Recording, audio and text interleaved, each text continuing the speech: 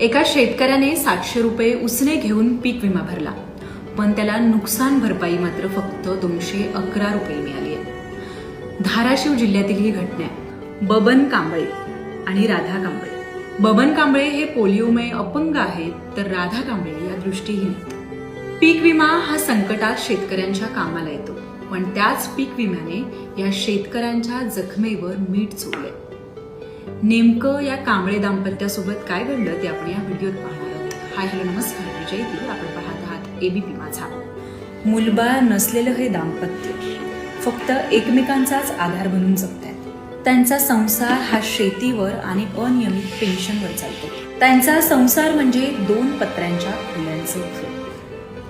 घरात स्वतःचं वीज मीटरही नाही. एका बल्बच्या उजेडात हे दोघेही आयुष्य जगतात. सप्टेंबर 2005च्या अतिवृष्टीत त्यांचं सोयाबीनचं पीक वाहून गेलं.